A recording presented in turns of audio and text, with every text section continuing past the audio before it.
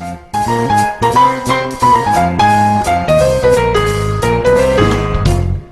what's up, everybody? Welcome to the YanBar Podcast. My name is Bryan Barcelo, host of this episode.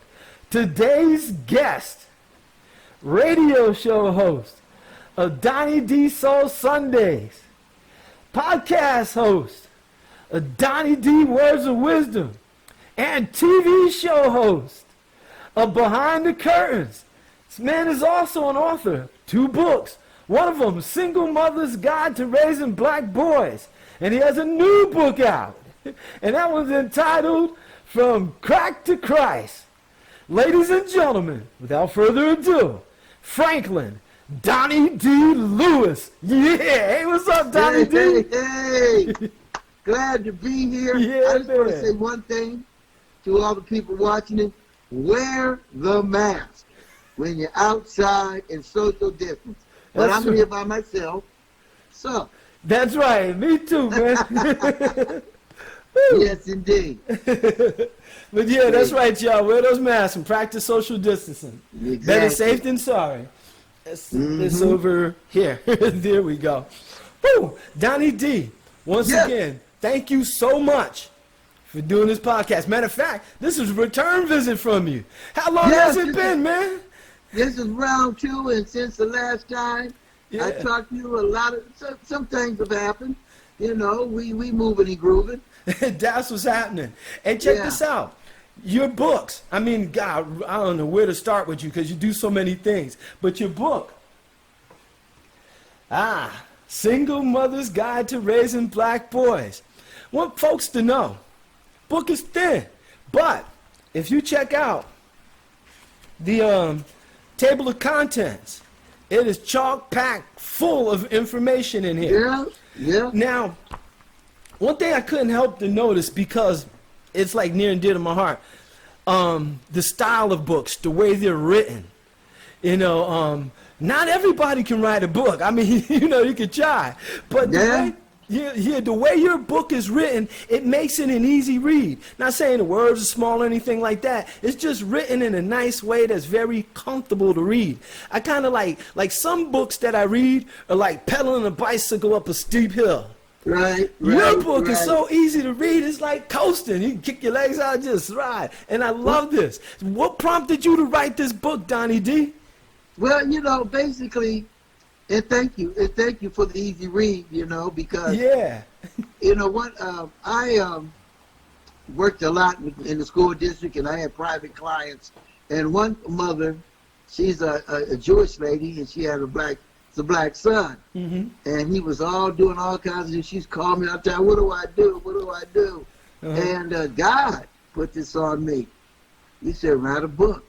And me coming from a single mother with 5 kids, and me being the baddest of all 5, you know, I decided to write this book, and I call it a guide, because it's not a magic wand to make everything right. But for some parents, they don't know these things. Now, like right now, people are talking about, and white Americans getting hip to it, what we have to tell our sons when driving down the street or in public if they get stopped by the police.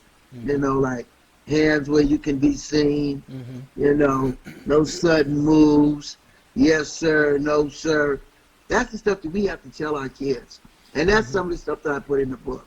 Yeah, you know, just simple stuff. You know, let the parents know, to tell your kids, I mean, you can't make them dress a certain way, but give them some role models on how to dress, how to act. Find someone in the family, if you're being a single mother, they can be a surrogate father. You know, they can, you know, I had 2 of them. One wasn't that great, as I'll tell you in the book, and one was. So, you know, these young men need someone that they can look to see that's not just gangbanging or selling dope, somebody who's doing positive things. And like I used to tell my students, you know, you can dress nice and still be cool. you know. Right. You Now know? check this out, Donny D. I want to like last time when you were on the podcast, we primarily focused on the entertainment part about your shows, your radio show and talk shows and stuff. Today, I wanted to go a little bit more into the books, and I think I came up with a cool way to go about this. Let me show you the idea. Now, if you like it, we can roll with it, because your book is very important, has lots of good information, and I want to make sure, even if people don't happen to get your book, I encourage everybody to do so. But even if they don't, they'll get some good insight from the way I'm thinking about doing this. What I want to do, right, is you got your chapters listed here in the table of contents, and what I'm gonna do, I'm going to just go through the chapters real quick. Okay. And when something that you want to touch on, just stop me at that chapter and maybe elaborate some. Okay. Cool? Want to try that? All right. Let's do that. All right. Now, in the table of contents, first thing you have here is in the beginning to toddler. Then you have toddler, preschool development, sensitivity, interview 1, happy Mother Father's Day. Okay, let's stop right there. Happy Mother's Father's Day. That's interesting. I have two daughters, and one of them, she had my granddaughter, and when she was at the age of 17, and I was basically the father to my granddaughter. But on Father's Day, I was with them, and my daughter's phone kept ringing. And she said, I said, well, why your phone so hot? She said, people calling me sick and, doing a good job. I said, this was Father's Day. She said, no, but, I'm the mother and the father, and you're the father. But I play 2 roles. And I said, you know what? She's right.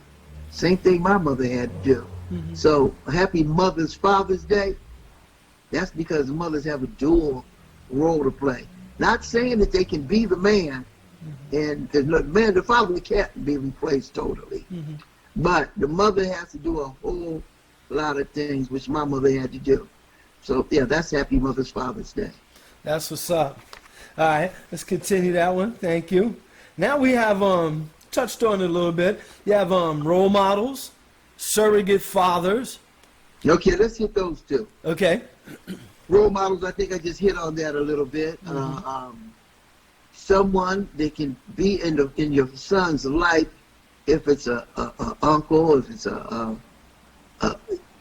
brother, someone in the family or in the community that are doing positive things. Now, you can't just pick anybody. We already know that. Mm-hmm. But you got to pick out someone that'll be a part of your son's life, even if it's the football coach. Right. You have the kid in sports.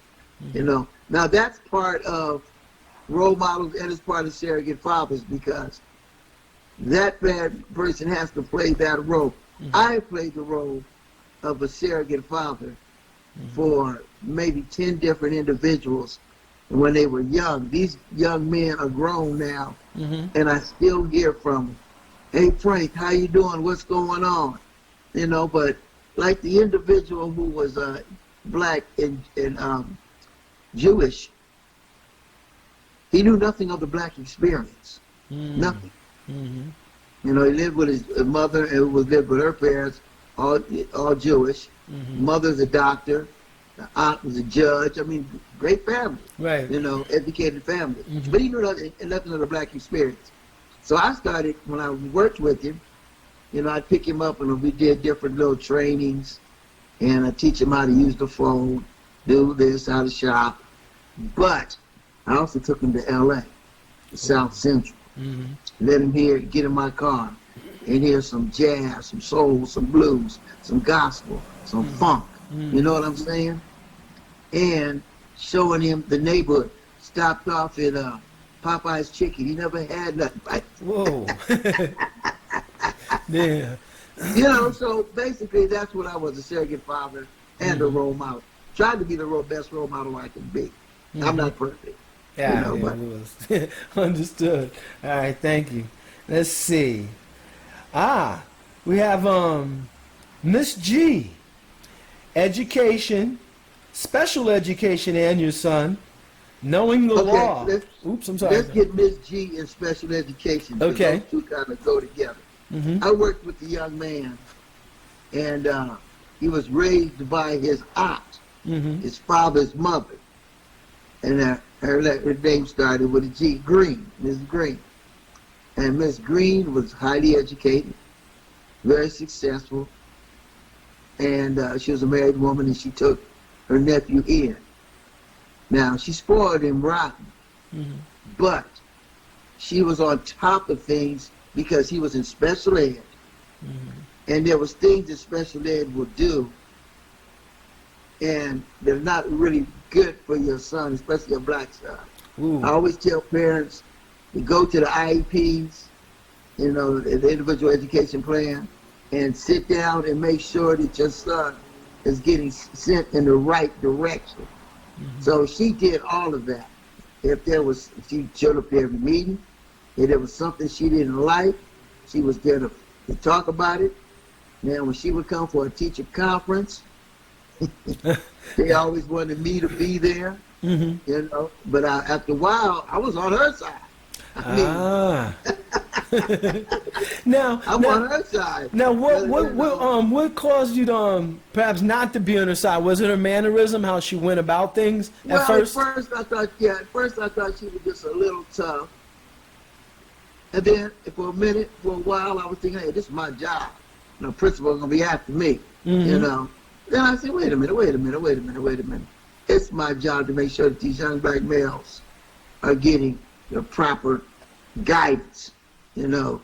And come to find out, principals and counselors respected me more for stepping up to the plate. And Ms. G did too. And the special ed program.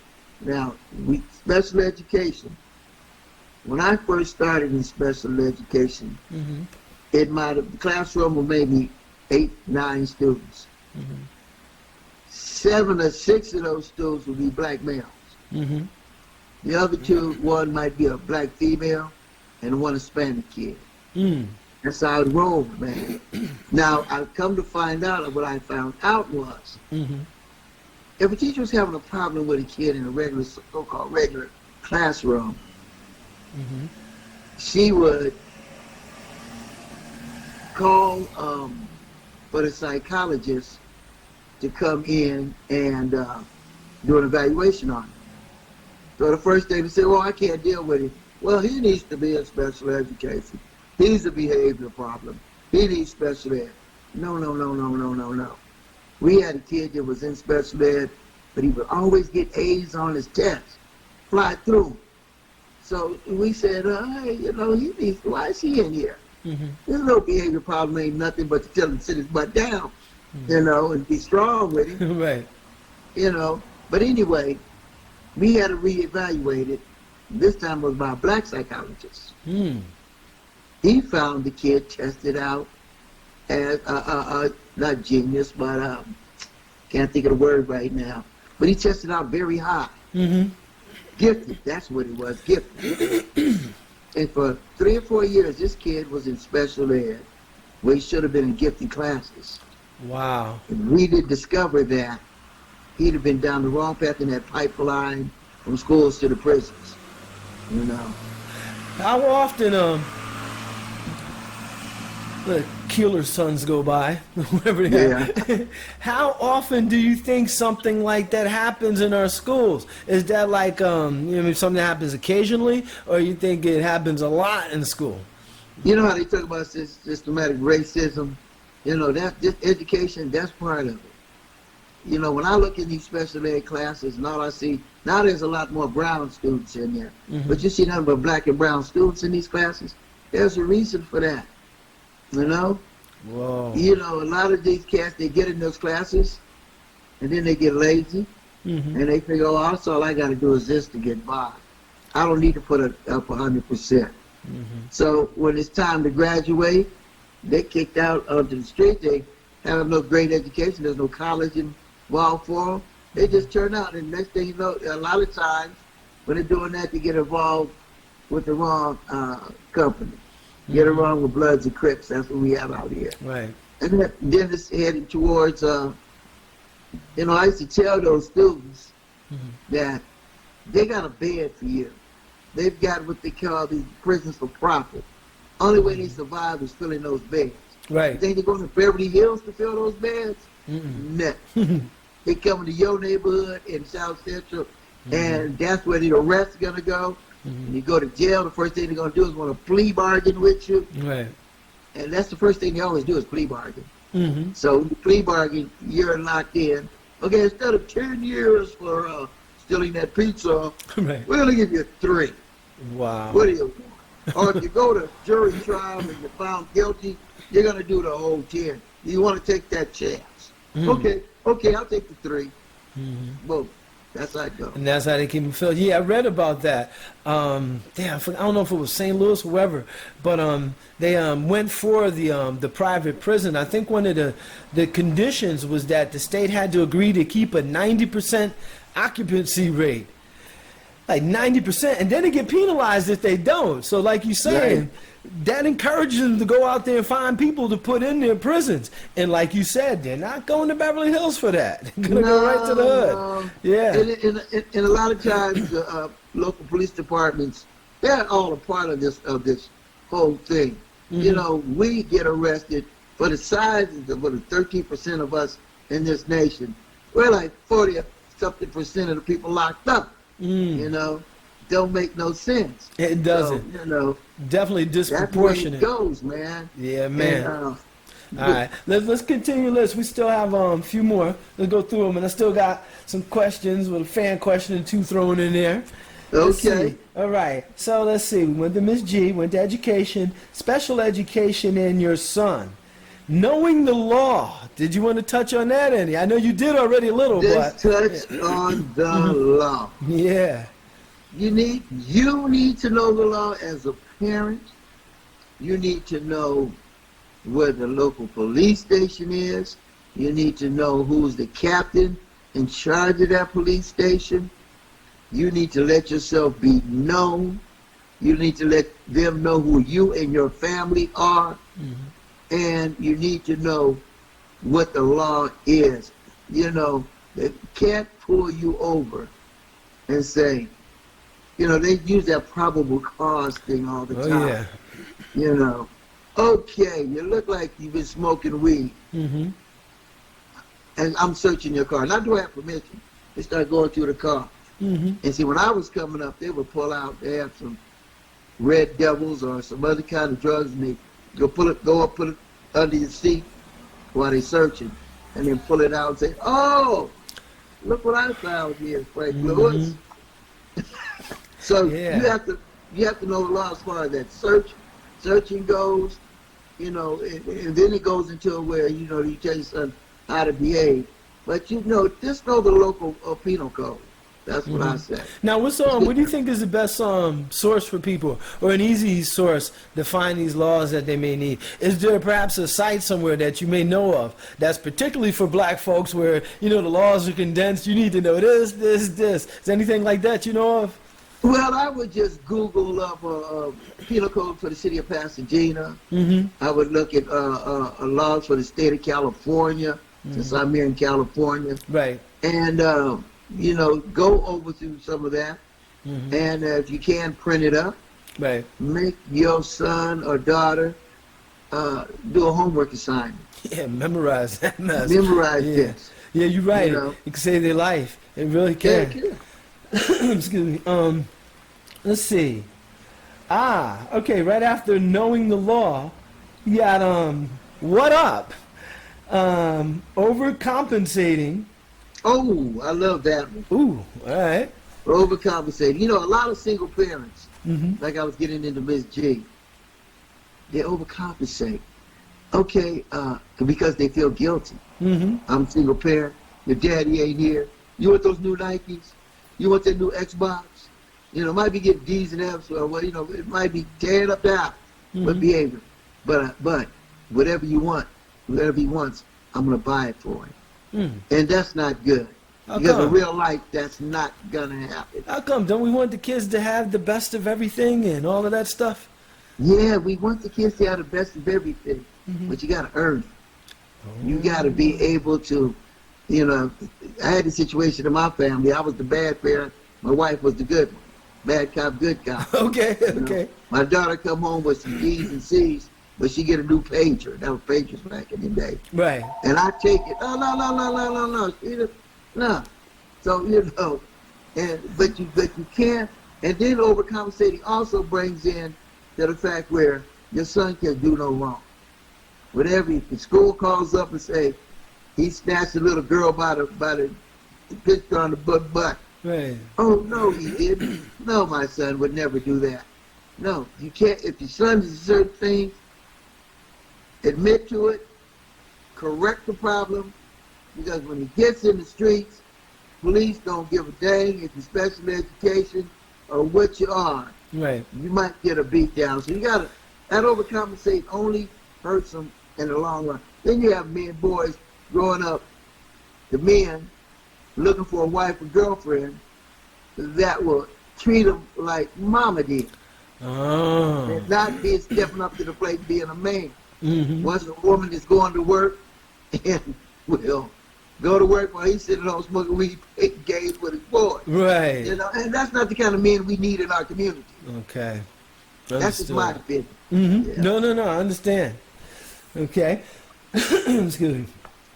Okay, let me see. Known the law, what up? Overcompensation. To be young, gifted, and black. Friend, foe, or parent. Okay, let's get that one. Okay. And that sort of ties in with the overcompensating a little bit, because you know a lot of parents, when they feel gifted, they want to be I want to be my son's friend. I want to be his friend. Mm-hmm. And I want to be your friend. I want to hang out with you and your friend. I'm gonna smoke weed with you and your boys. And that's then of the foe. The foe, are you always just the demon, the bad parent? Because daddy left you, and son look just like daddy. So I'm on your butt all day long. Oh. You know, that can happen too. Wow. So there's, you know, the friend, the foe, and the real parent. Wow. So, let's see. So, I've heard things like this before. Parents, like you said, trying to be more like a friend instead of a parent. You know, being perhaps too permissive instead of saying like, hey, you can't do this or you shouldn't do that. Right. Yeah, that can ruin a kid, that's for sure and stuff. Wow. Let's see, what else you got on here? You got some good stuff here, Donny D. Wall Street. Wait a minute, that did say Wall Street. Okay. Right. Yeah, well, I'm sorry, go ahead. Let me get that for a quick minute. Okay. You know, Wall Street, big business, makes a lot of money off the black community. Oh, really? We're the #1 consumers in this country. Whoa. Consumers. We spend enough money in this country more than a whole lot of nations. Mm-hmm. Just the black community, 13% of this nation. Wow. So when you look at things such as Jordans, Mm-hmm. iPhones, the things that our kids are programmed into thinking they need, Right. and they market this stuff to us. Mm-hmm. Turn on the TV, you know, you see black dude hold the iPhone up. Or it's just like in the movies. That's all big business. I remember a movie American Gangster with Denzel, Spike, who was Denzel. Now, most movies are at the theaters for maybe a week or two at the long. Right. American Gangster was at the movies for over a month and a half. Ooh. In my community. They wanted everybody to see this dope dealing black man. You know, that's the big business controlling what our kids see and kind of brainwashing. I remember the movie Superfly. Oh, yeah. I went to the movies to see Superfly. Uh-huh. I had a lowrider Camaro. Oh, cool. When I pulled out the theater, I thought I was driving the El Dorado. I'm reading it, and I want some cocaine. Oh, man. You know? Uh-huh. Wow. Speaking of cocaine, we're getting closer to your other book. right. That was almost a segue. Almost. Yeah. Now, let me see. We're getting down to it. Let me see. We have Rites of Passage. It's a Process. I don't know my daddy. Kept kid. Okay. Let's get that for a minute. All right. I think that all kids should know their father, regardless of the relationship that the mother and father have. Right. I even say if the father's incarcerated, take his son to see him so he knows who his father is, he knows where his father's at, and he knows that that's someplace he don't want to go. Oh. You see what I'm saying? Yeah. Yeah, and the reality of it. So, so dad can still teach from prison. Yeah, and daddy won't always be locked up, hopefully. Yeah. So you need, let him know, and then hopefully, when father gets out, he can then, deal with his son, and his son will know him. Right. So yeah. You gotta know. Understood. Yeah. Yeah. I haven't met mine yet. Yeah. Okay. So I know what you're saying. I understand. Right. Yeah. Let's see what else we got here. It's a process. I don't know my daddy with that one. A kept kid, sad woman, interview, WB2. That WB-2, I think.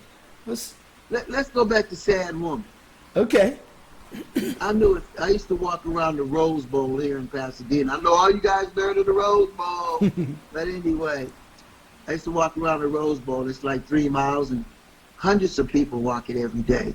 It's a known place. Anyway, I knew the sister that used to walk it all the time. And when I would see her, she always looked so sad. And I always asked her, what's the matter? She was looking for a husband. She wanted to start a family. Ooh. And when I saw that, I had to write that and throw it in the book. Whether it dealt with, the title of the book or not. But there's a lot of sad lay women out there that are looking for husbands and will settle for anything and have babies by guys that really ain't about nothing. So, and I have to tell my own daughter about that same subject. Having babies is a very serious thing. You just don't have a kid to keep a relationship. That ain't gonna keep a man or woman. That's not gonna keep them. And you can't, just because you're looking and you're sad and you think that you need somebody, hold on till that right person comes. God will put the right person in your life. That's what's up. I think we got a few more here. Oh, you know better than I do. You know the chapters. You wrote it. Let me see. Okay. It's been a while. All right. So we have the interview WB2. Then it says flashback. Then another chapter is about double mom. Then we have twins, adoption, twins. Let's say twins. Twins. Okay. Okay. There's because some of those interviews and are just with different single mothers. And twins is an interview with the single mother that happened to live next door to me. She was a single mom. She had 2 twins. She had a set of twins. Okay. One was a boy, one was a girl. She raised those kids by herself. And just gonna make it quick and short, her daughter is now the mayor of Compton, California. Oh. Her son went on and played pro football, is now coaching, I think, at Wisconsin University. But it can be done. Yeah, man. That's what I'm trying to say. The mayor of Compton right now was my next door neighbor, raised by a single mom. Wow. Now that's what's up. Now, Donny D, I know we're only speculating. There's probably no way to know for sure. But suppose, say she did have a man around and, dad was at home. Do you think things would have turned out differently for the children? They probably wouldn't have went on to become mayor and football players or whatever. I don't think it would have, because mama put out a lot of strength in that situation. Now, it's always good to have 2 parents. My kids grew up with 2 of us. And it's always good. But this is for the single moms that are out there. I want you to know that you can do it. Your kids can be successful. This is an example right here. That's what's up. Yeah, that's a great example. It sure is. Let me see. Yeah. And then we had adoption, Bushed, Mom, Yes You Can, and Images. And you kind of did Mom, Yes You Can there, but go ahead. Was any of those that you wanted to touch on? Well, if I correct adoption. What's up with that? Is that what I'm thinking it is? Instead of trying to raise the kid, have somebody else raise it? A lot of times, black kids are put up for adoption. There are a lot of times they're put in the foster care system. Mm-hmm. Matter of fact, we do a show every other week on the foster care system. And I have people that are very involved with it. They come on and discuss it, nationwide. But a lot of our kids end up in the foster care system, end up being adopted. Mm-hmm. And a lot of times in adoption, they can get with people that are not really the best. And a lot of times money will get these, these parents to come in like they're at the pet store and pick out which one they want. Mm-hmm. I always say to myself, if you feel as if you need to adopt your kid out, please find a family member that you can adopt them to before you go to foster care. And it's not always the parents' fault the kids get put in foster care. Mm-hmm. Kid can fall down and break his leg and go to school. And we have to designate the reporters. And you report, we got this big black eye where it fell down on his leg, so I have to report that. A lot of times, Department of Social Services come in and take those kids because foster care system just like the prison system. They have to keep those beds full too. Oh. It's a multi-million-dollar industry also. Wow. And then when they get out to foster care, they just graduate over to the penitentiary. It's a vicious cycle, man. Wow. And people say, you're a conspiracy theorist. No, I'm just looking at reality. Mm-hmm. And what I've seen through my experiences on working in the public school system and dealing with private organizations. Wow, incredible. All right, thank you, Donny D. Now, it ties in. What ties into this book? This is a great book, everybody. Make sure you get this. Single Mother's Guide to Raising Black Boys. We're going to talk about more later and where you guys can pick up this book and get your own Amazon.com. No shame in my game. I don't blame you. That's what we're here for. Now, I do have some questions pertaining to that book. I kind of have them jostled all in here together. But you know what? I do recall what it was. One thing I touched on earlier, I love your writing style. It made it an easy read. It was enjoyable, fun to read, not only informative. Like I said, it was very fun to read. Is that you? You wrote this. These are your words that came. Well, you know what that is called? That any writer, if you're a good writer, you write what they call your voice. Your voice. Mm-hmm. So when I write this book, I wrote it in my voice as if I'm sitting here talking to you, Bryan. I tried to do it that way so that people can feel me and we have a communication.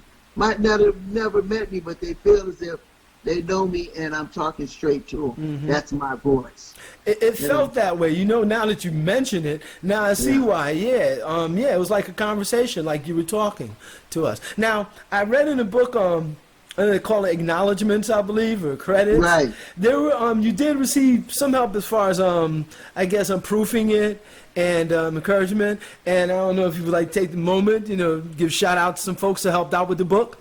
Oh, of course, there was Marsha Duran, Marsha D's, who's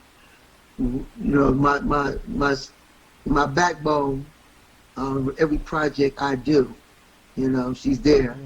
Marsha D did some editing and did some typing for most of it. My sister Aurora Lewis, she did some editing too. She's another author. And I give all things to my mother, Betty J. Lewis, Betty J, because without her and watching her, how she was the captain of that vessel.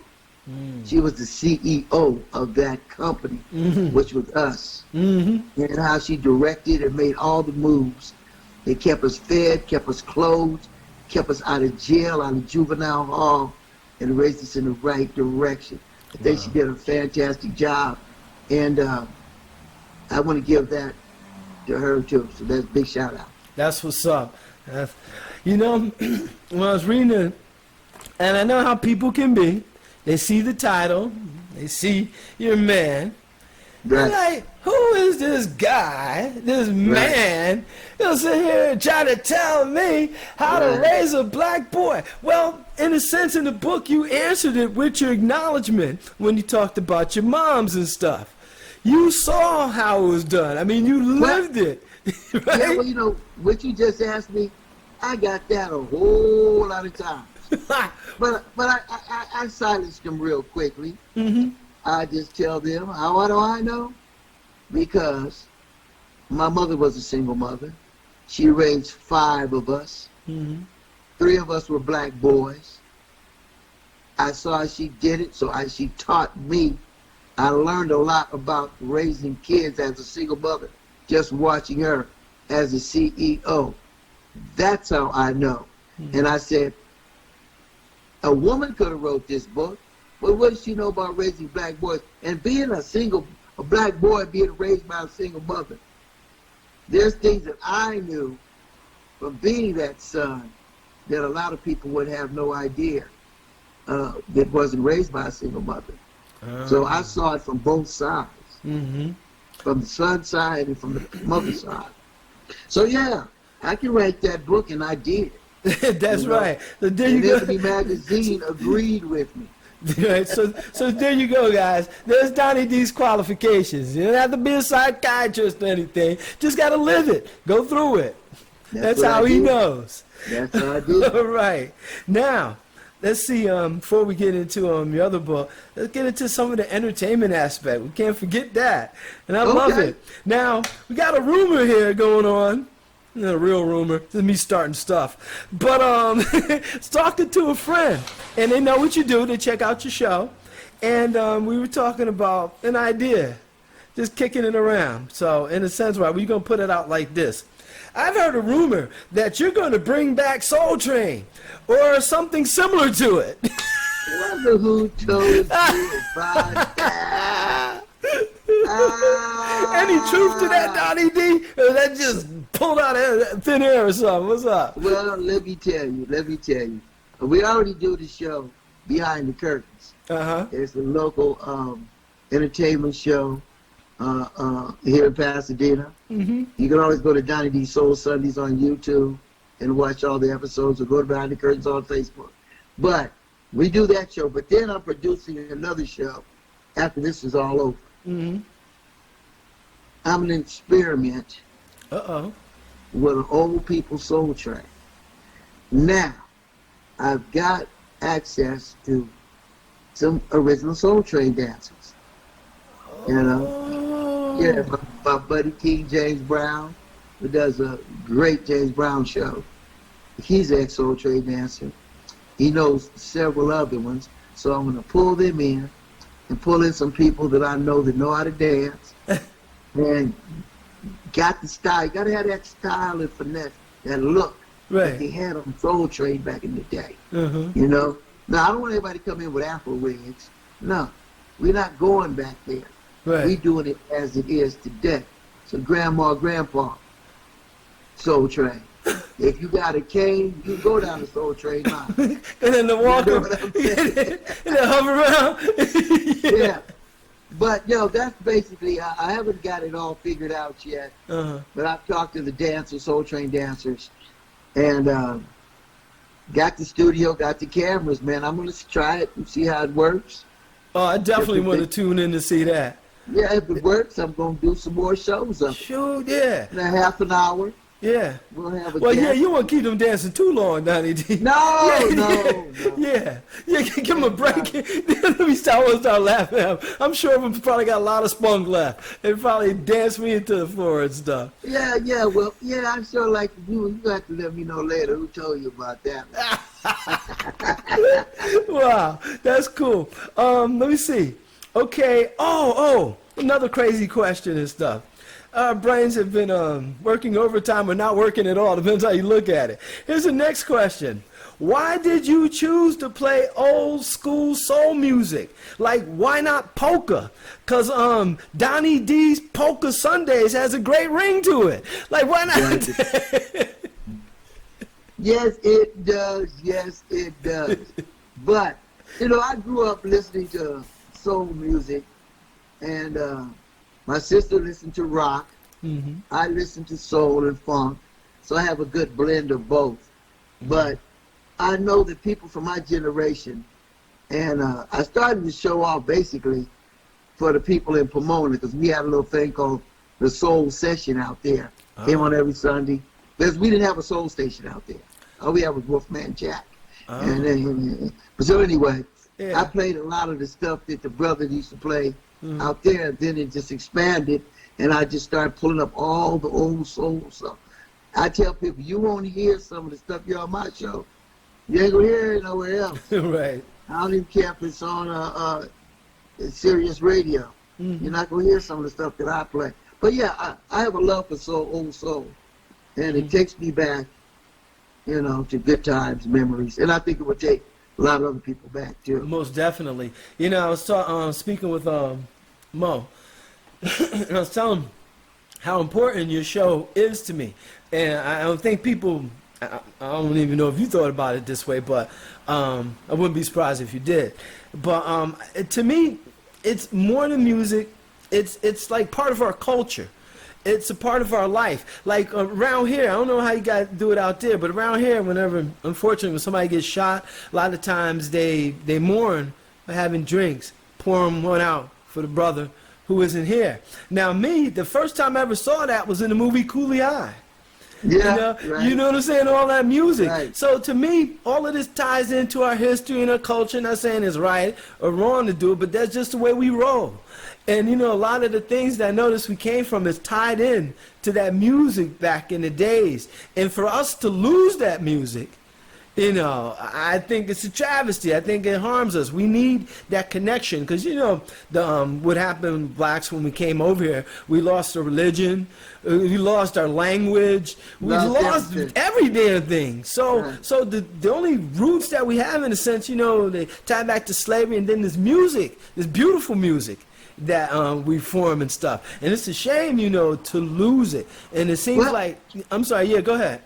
Oh no, just to cut you off, but I have a lot of different guest stars on my show from that era, 60s and 70s, the 80s, and I had groups like Bloodstone, Enchantment, Blue Magic, Stylistics, and some of those guys would tell me, "Thank you, Donny D. You keep our music alive, and you keep this music going for the other generations." Yes. A lot of rappers poured off of the funk, Dr. Funk, Parliament Funkadelic and James Brown, and made music, but I want to save this music for generations to come. My granddaughter called me up one day recently. She was driving with her grandmother somewhere. She told me, "Hey, Pappas," they call me Pappas, "we're listening to your kind of music." I said, "What you mean my kind of music?" He said, "That old school." My granddaughter 14. I said, "Right on." That's what's up. That's what's up. Yeah, tell us that's your music too. And you know what? When you mentioned that, about the music, let's go. We did that one. See, I'm gonna say that one for your book. We'll keep that one there, and we'll keep that one there. All right, and we'll keep that one. These are good ones. All right. Now the Behind the Curtains show. Would you explain a little bit more in depth about exactly what is, because you have the Words of Wisdom show, you have your which is a podcast, like more like a talk show, right? Is that right? And then you have your radio show. Exactly what is Behind the Curtains? And then the other question is, what is the show about, and how can people get on that show? Okay, Behind the Curtains is a local TV show on Pasadena Media. I had my executive producer works for the school district, and he would see me at school. He knew me, and he knew about my show. And he said to me, "Hey, Donny D, how'd you like to bring that to TV?" I said, "Can we start right now?" That was a dream. So what I did basically when we first started it, I'd be sitting at a desk, basically like you, have somebody next to me interviewing them, and talk to them about it. We had a green screen so I could throw up like a radio station inside. Right. And interview them, and maybe they do a song. Then we moved it up and grew it to where I got 2 or 3 different acts. They perform, I'd interview them, and move on. Now that show became, most shows on Pasadena Media might get shown once or twice a week. Mm-hmm. My show was getting shown 10, 12 times a week.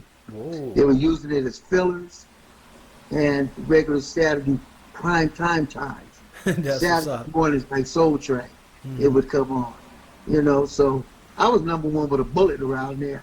And then other producers would come over and they'd see my guests, and they, you know, they would steal them. But I'm like, hey, let's share it, you know. Yeah, man. Now you already touched on it. I know it was one of the questions. I haven't got to it, but some of the stars, big name acts that you worked with or interviewed over the years. Mind running down a list of that? You know, as many as you can think of. I'm sure so many. Okay.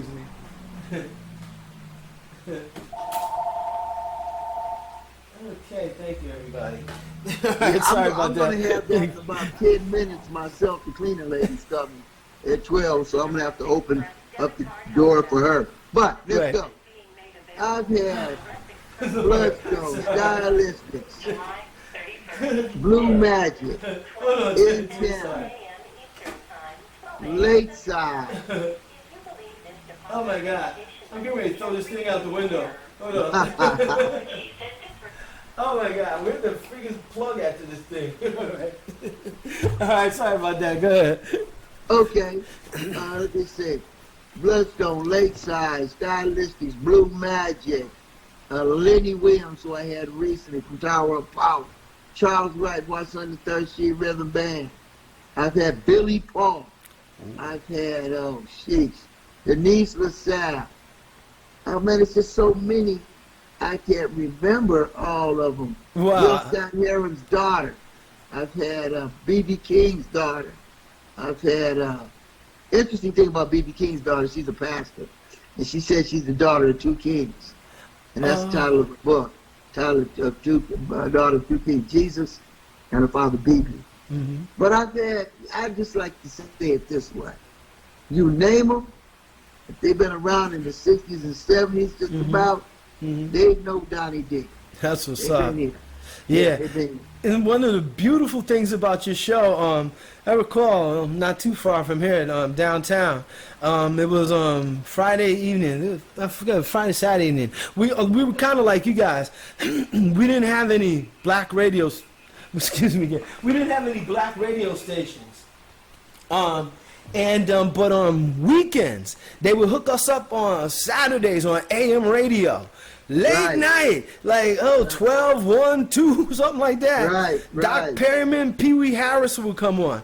Anyway, I remember one night listening to I think it was Doc Perryman, and One Nation Under Groove came on.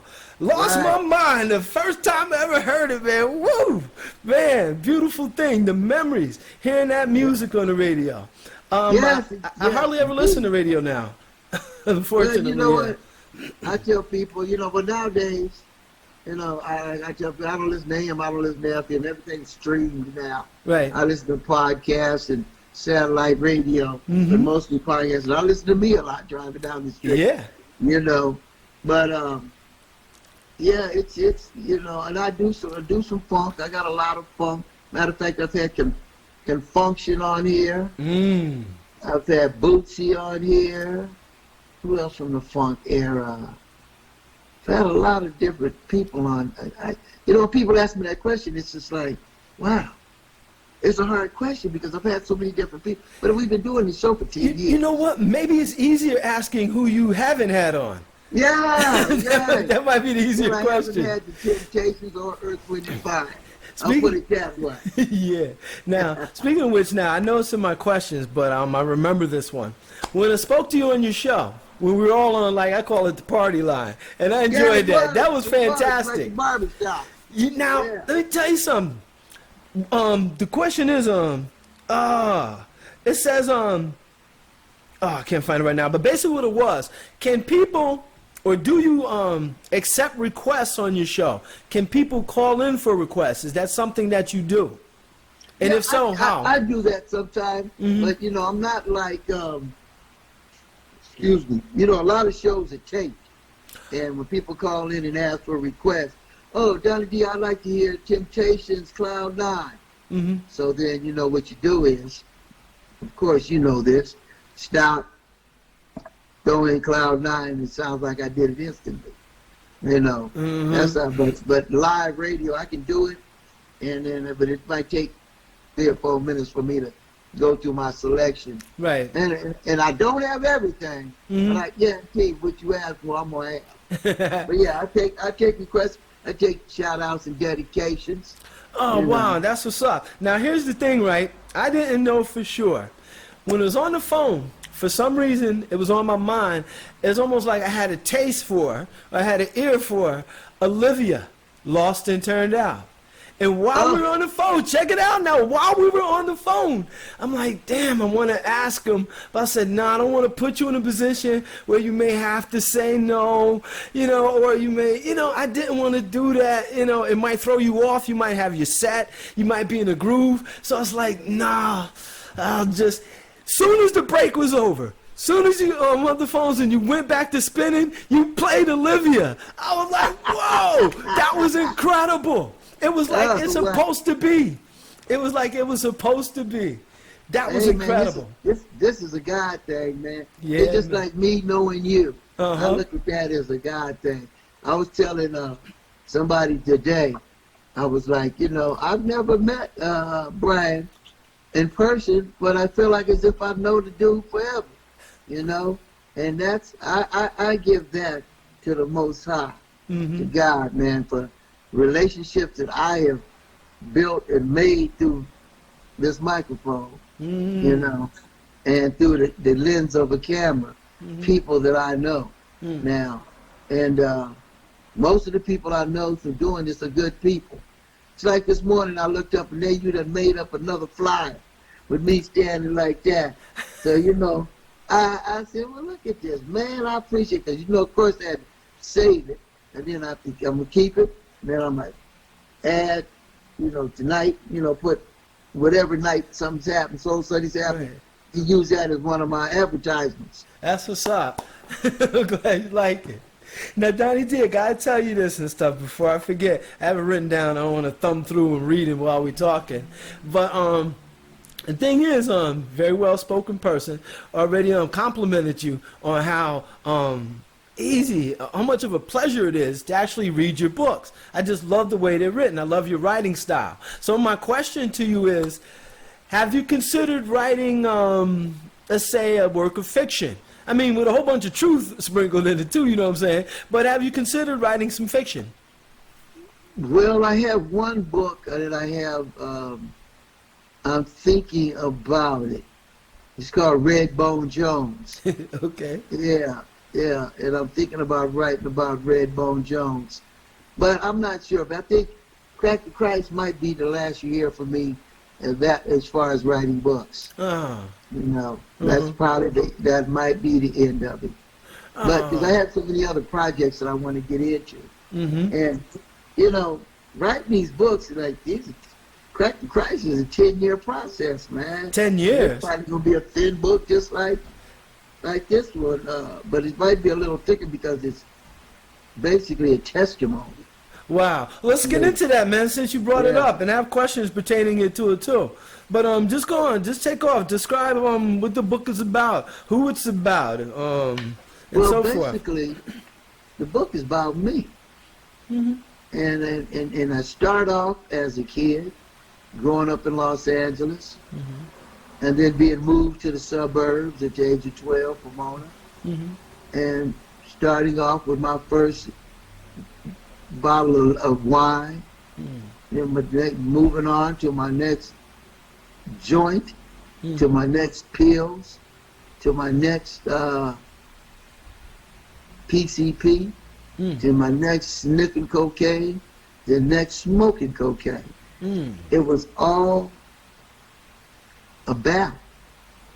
But the biggest battle for me was that cocaine addiction, that crack addiction. And that had me for about 5 or 6 years. I was a functioning addict. Functioning, wow.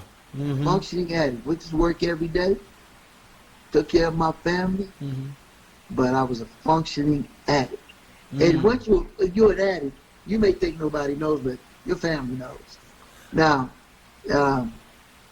only way I got out of that was through the Lord Jesus Christ. And I went across the street. There was a Catholic church, and I'm not Catholic, but their doors are always open. Right. So I went in there, got on my knees, and asked God to come into my life. He sent me to a Black Baptist church up at the corner, Refuge Christian Center, where they grabbed me in. And little by little, chip by chip, within about 6 months, I was clean of crack cocaine. And it's been almost 20 years now that I've been clean from that hideous drug. Wow, because congratulations. that drug would kill you. It has taken out some great minds. Some great people. It has taken mamas out the house and put them in the crack house where grandmothers are taking and raising these kids. And the foster care system is taking care of these kids. So it's my testimony from crack to Christ. Now, you said it was God that helped you, that got you off it. Is the same thing that kept you off it? Same thing that keep you? Yes, because I still, when I first started doing it, I was going to meetings, AA and CA meetings, Cocaine Anonymous, Alcohol. And one of the steps is talking about find a God of your understanding. So when I found that God of my understanding, it became not just to get off of drugs, it became part of my lifestyle. You know, another question I was well, your Words of Wisdom show, touched on it just a little bit. It's kind of like a podcast, kind of like a talk show. How does Words of Wisdom differ from, Behind the Curtain and Donny D Soul Sundays? How's Words of Wisdom? Yeah, what type of show is that? Words of Wisdom comes in 2 parts. Okay. One Saturday is Words of Wisdom. On the other Saturday is Words of Inspiration. Now, I'm going to start with Words of Inspiration. Okay. Words of Inspiration is an inspirational show. And Marcia D's basically does that, and that's her baby. We have different pastors, different religions. We play gospel music, and it's trying to be an uplifting show. That's what's up. Now, Words of Wisdom, that's me. And I'm shooting it straight from the hip. We talk politics, we talk health, and the community, a lot of health. I have a lady that comes on, and she studied under Dr. Sebi. If anyone knows who Dr. Sebi was. Yes. And Dr. Sebi was murdered. He wasn't killed. Whoa. Yeah, he didn't die. He was murdered. He had too much. Big Pharma wanted him out the way because all of his cures were natural. But anyway, so we do that, and I have people that call in, and we talk. I've had Trump supporters call in. I love it when they do. Right. Let's talk. Well, he's a great man and he's not racist. I said, well, what about the Confederate flags he's talking about? What about the statues he wants to say? What about his long record in racism? Central Park 5 and all the other stuff. Well. But that's good, though. You have both sides on there. They get their viewpoints across. That way, people don't remain in that bubble. You get to hear something different. Well, and you know what, Brian?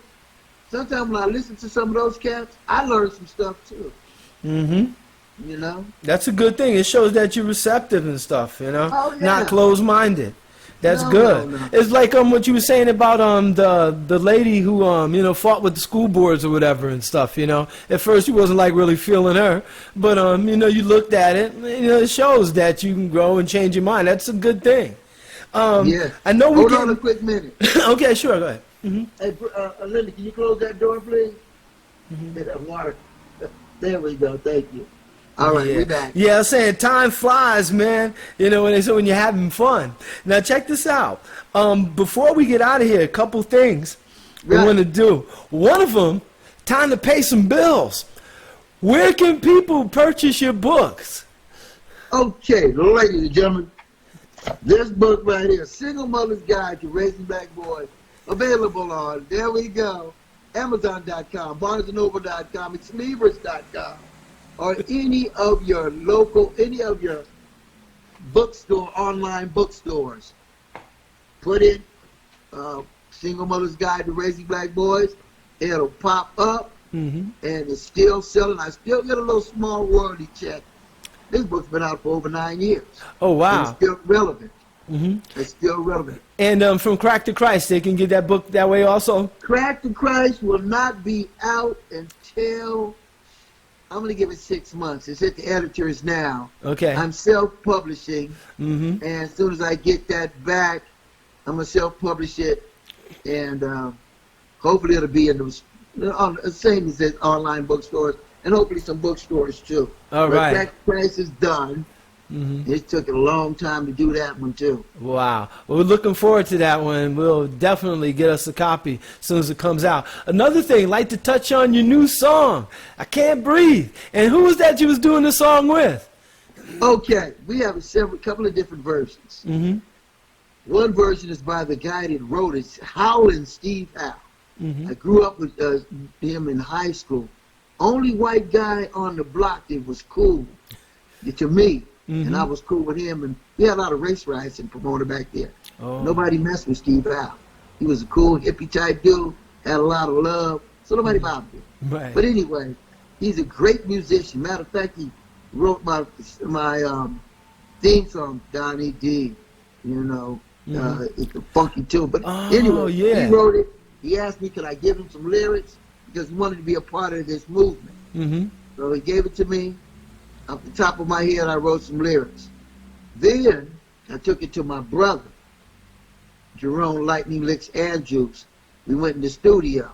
We added drums, guitar, bass, synthesizer, and made another version of it. And it's got some choking sounds in it too. I see. Okay, I understand. But yeah, that's just 15 different I Can't Breathe songs out right now. But that's your version. That's ours. Yeah, we and understand. I'm not a great singer. Yeah. I had to put it out there, you know? Yeah, that's right. Well, it said joyous noise unto the Lord. Yeah, joyous noise. Now, okay, we're getting down to it.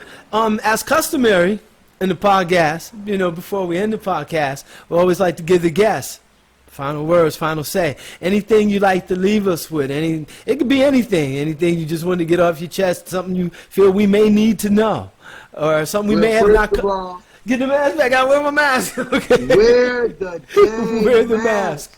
Yes. Wear the mask. Don't go for the hype.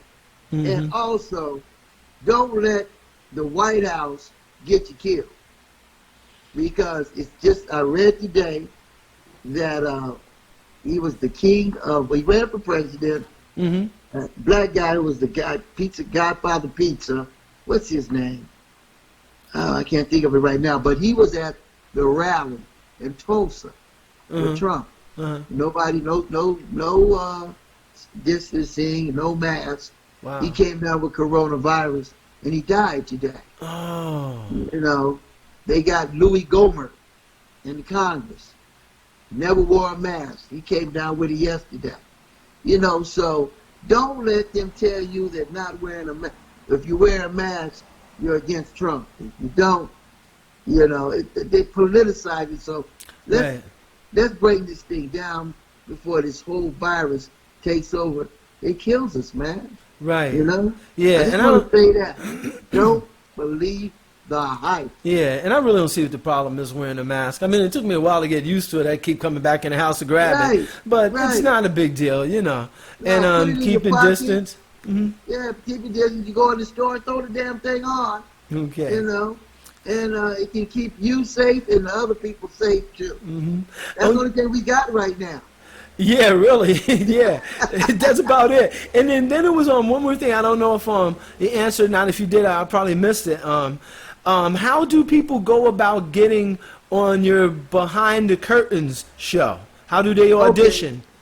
Well, right now, as of course all productions are down here in LA and Hollywood. Right. But to be on that show, you most have to be a local entertainer, because you have to come down to the studio, which is in Pasadena, right side of Los Angeles, California.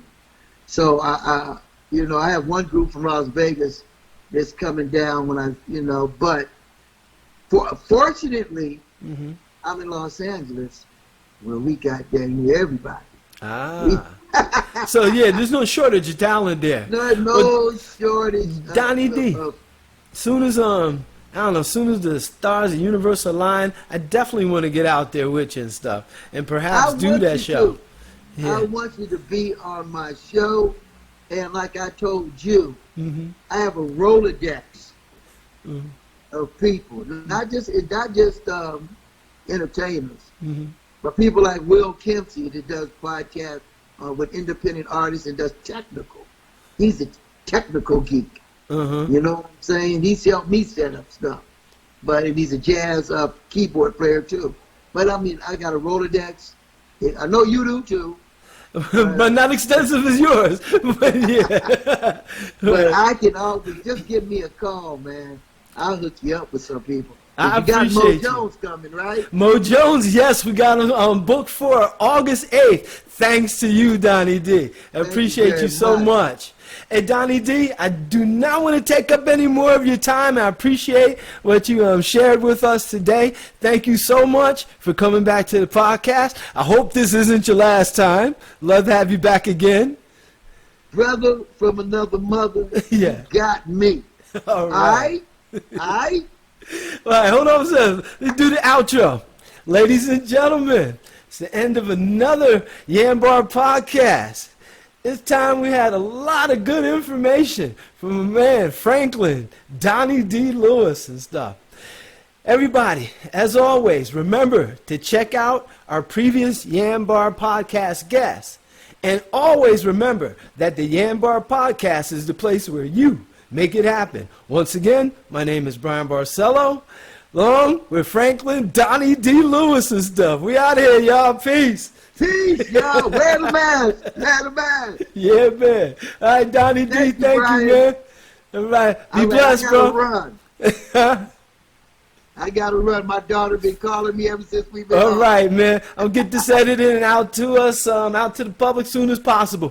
Thank you again. Okay. Peace, Donny D. Be safe. Peace, brother.